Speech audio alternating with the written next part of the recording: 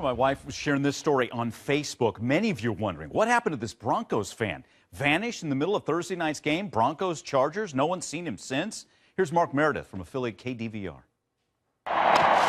It's a place where thousands of people come almost every week to celebrate. But for the family of Paul Kitterman, Sports Authority Field is the place they come to search. We were looking everywhere, parking lots, in the trees, bushes, anywhere we could think of. We met Kitterman's son Jared outside the stadium on Sunday. It was then he told us about his father vanishing during halftime of Thursday's Broncos-Chargers game.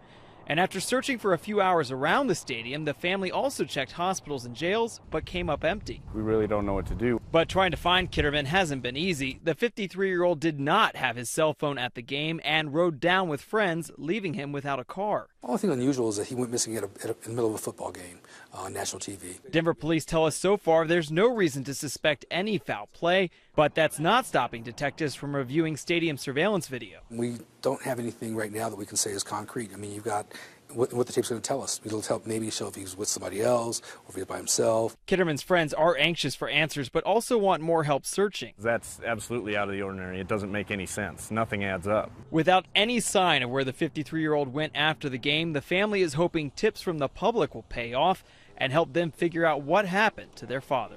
Anything that they think can help, call Denver PD. Again, everybody is baffled here. Joining us now, our CNN correspondent Gene Casares, friend of the program, following this one closely. Gene, you spoke with someone who went with him to the game, one of the last people to see him. What'd she tell you? Right. Her name is Tia Baki. She's in the pictures, all the pictures that you see of them at the game. She was the last person to see him, and this is Paul Kitterman. She said that she and her friend had season tickets, but they got 2 extra tickets for last Thursday night's game. So she invited Paul and his stepson to come, and they actually gave them their seats, which were better seats. They took the seats that were the tickets left, the extra tickets.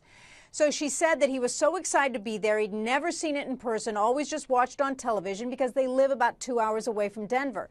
At intermission, they were all next to the restroom. And Jared, his stepson, went into the restroom. They kept talking to Paul, who is now missing, and they said, okay, well, when the game's over, we'll meet at gate 8. He was very excited to be there, just could hardly wait to see the rest of the game. They left to go back to their seats. When Jared came out, he was gone. So that's a very short window of time, Mike, right there, very short window. And the police tell me, the public information officer, that they are going through surveillance video today to try to see what's happened. They said, we don't know what happened to him. We don't know if he went missing on his own accord. And Tia Baki, close family friend, says something happened to him, bad, because he wouldn't just walk off. He's never done that before. He does like to spend time alone, but he always tells us where he's going. If he ever goes alone, riding on his horse, for instance, and then he comes back. Well, so we almost hope that he left on his own so he'd be okay. So with that said, and I know that Tia doesn't believe that, are there any personal problems, health problems, job problems, anything going on in his life?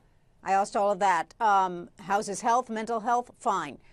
Alcohol. Was he intoxicated? No, she said. I asked, would he have been overwhelmed by the crowd? Because remember, small town, this is one of the biggest stadiums in the country.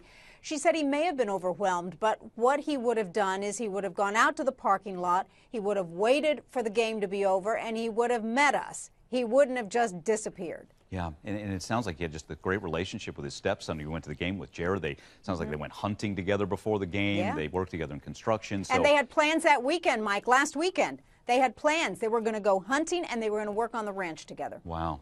Well, keep us posted, Gene. Again, this is baffling everybody. Gene Casares, again, from the program. Great to see you, Gene. Thanks so much.